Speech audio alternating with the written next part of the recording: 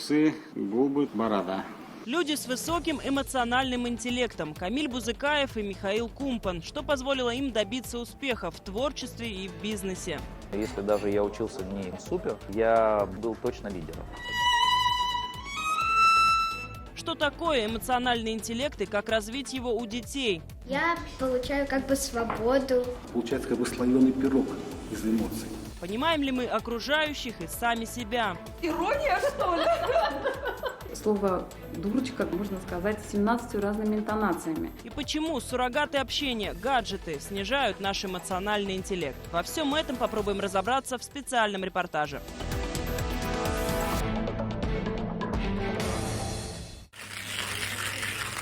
Создавая продукт не для себя, а для людей, он будет жить вечно. Это наша философия.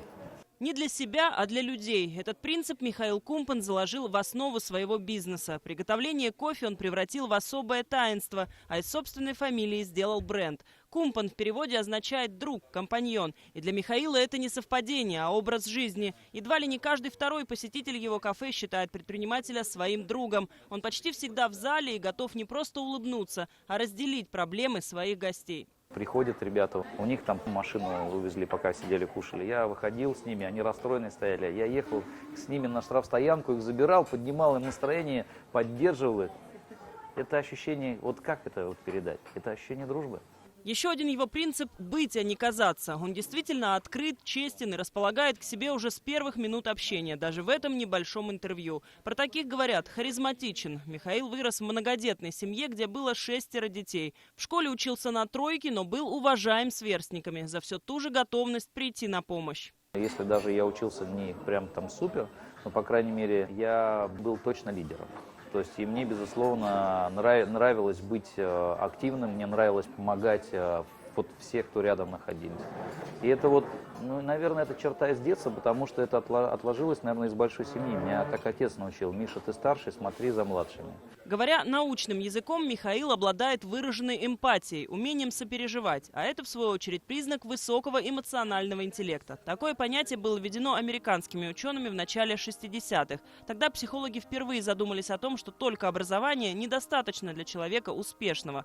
По аналогии с IQ, коэффициентом интеллекта, начали выделять EQ, эмоциональный коэффициент, который, кстати, тоже можно определить с помощью тестов. В общих чертах эмоциональный интеллект заключается в умении распознавать эмоции других людей и свои собственные, а также способность управлять ими в целях решения практических задач.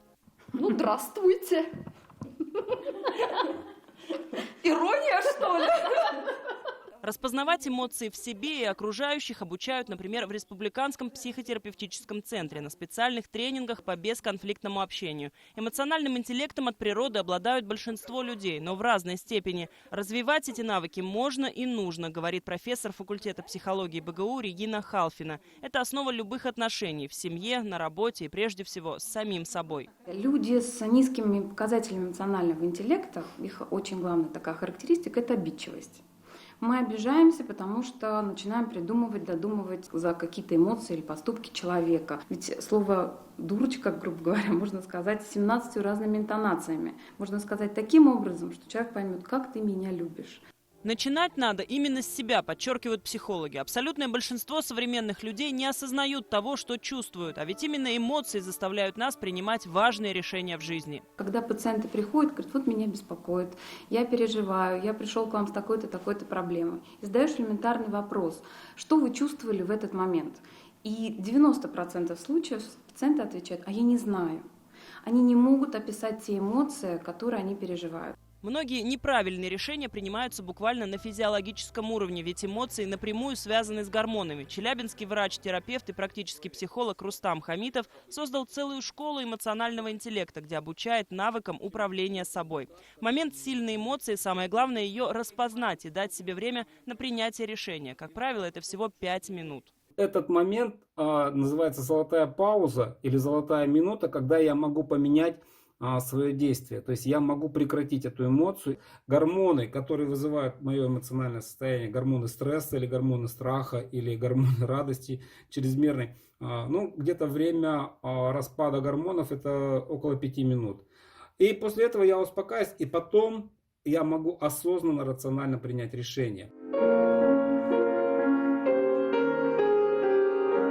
Занятие искусством исследователи считают одним из лучших способов развития эмоционального интеллекта. И хотя это, конечно, не основная цель, тем не менее, человек искусства – это глубокий, тонко чувствующий человек, способный распознавать даже самые противоречивые эмоции. Музыка организует эмоцию. И эта организация, первая, идет по вертикальной оси. В одновременности звучит несколько эмоциональных планов. Получается как бы слоеный пирог из эмоций. Внешне эти эмоциональные планы, они как бы противоречивы. Но именно этим противоречием они богаты.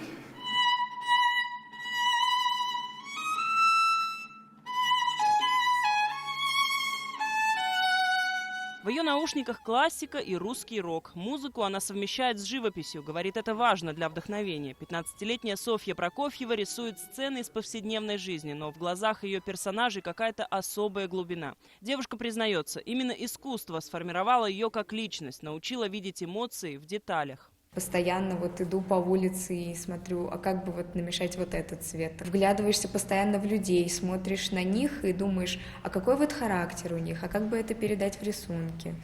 Ну, это такая пытливость, наверное, всегда. Безэмоциональное искусство – это искусство, я считаю, вообще не искусство в таком случае. Вот это просто все равно, что покрашенная стена или покрашенный забор. Я им все время говорю, рисунок – это форма. Это анализ. Живопись – это эмоции. Здесь, в детской художественной школе имени Тюлькина, воспитанников целенаправленно учат быть внимательными или, как тут говорят, замечательными. То есть замечать в людях и в окружающем мире самое важное. Потому что смотреть и видеть – это разные вещи. Мы можем спросить человека на улице, кого ты видел? А он прошел полгорода. Говорит, я не знаю. Он никого не вспомнит, не опишет ни одежду, ни эмоциональное состояние встретившегося человека. Видеть-то не умеем, а вот ребята учатся.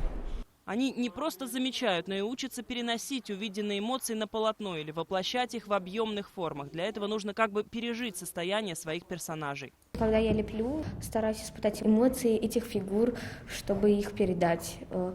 Тут, можно так сказать, чувствую напряжение, даже какую-то встревоженность, может даже страх проиграть сопернику. Первое, чему учат ребенка, когда он берет в руки кисть, это не бояться. Не бояться проявлять свою фантазию. Один из ключевых способов развития эмоционального интеллекта заключается как раз в развитии воображения. Если научить ребенка выражать свои эмоции через линию, цвет, то он сможет изображать на полотне весь их спектр, будь то радость, страх или любовь.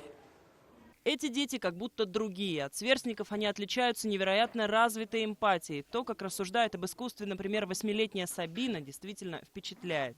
Я получаю как бы свободу. Я очень много мечтаю, и поэтому у меня есть куда эти мечты можно вкладывать. Очень же разные мы люди. И я пробую любого взять и как-нибудь попробовать его нарисовать, но добавить что-нибудь свое. Мы уходим из мира как бы простой реальности в мир обогащенной реальности художественной. И это тренируется. И с этим тренажером мы выходим уже в мир и на него уже смотрим другими глазами. Может, поэтому люди искусства немножко другие. Они тренируют в себе иное. Усы, губы тут и борода. Профиль Ленина он до сих пор безошибочно рисует с закрытыми глазами. Еще недавно казалось, что искусство карикатуры ушло вслед за советской эпохой. Но сегодня этот профиль в Инстаграме один из самых популярных в республике. Камиль Бузыкаев закончил худграф, однако в 90-е потерял веру в то, что живописью можно заработать на жизнь. Он занимался рекламой, бизнесом и, лишившись работы, в какой-то момент почти от безысходности начал рисовать карикатуры. Теперь именно они стали главным делом его жизни. А что таким седым ты меня нарисовала? Ну, потому что на работе страшные вещи происходят. Вот. Волосы дыбом, вот приехал домой. Ради Фаридовича это прежде всего характер, воля, пошла эмоция. Вот он сердиться начал. И брови, кстати, у него очень выразительные. Ну и раз уж он у нас суровый такой и борец, должна быть челюсть. И я вот ему рисую гипертрофированную челюсть такую. Его персонажи всегда узнаваемы и интересны. Политики, спортсмены, актеры. Он свободен от цензуры и не боится шутить даже над первыми лицами республики. Говорит, во власти нельзя без чувства юмора. Эмоции людей, которых он рисует, будто отражаются на его собственном лице. Бузыкаев безошибочно выделяет главное в характере своих героев, с которыми в жизни чаще всего даже не знаком.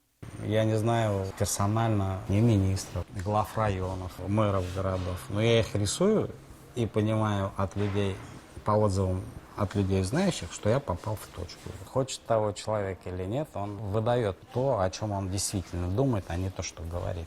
Такую эмоциональную проницательность можно развить, говорят психологи, прокачать как группу мышц. Причем сделать это можно достаточно быстро и в любом возрасте. В общении с людьми не положено так разговаривать. Пенсионеры ссорятся, будто школьники за право сидеть на первой парте. В Народном университете 3-го возраста им читают лекции по психологии, учат справляться с эмоциями и развивать свой эмоциональный интеллект. Для пожилых людей это особенно актуально, потому что ими часто пытаются манипулировать мошенники. Эмоциональный интеллект помогает устойчивым становиться и не втягиваться в какие-то игры и не быть в манипуляциях. Люди, обладающие эмоциональным интеллектом, они очень хорошо понимают, в какой ситуации и как себя вести, что человек думает, они гибкие.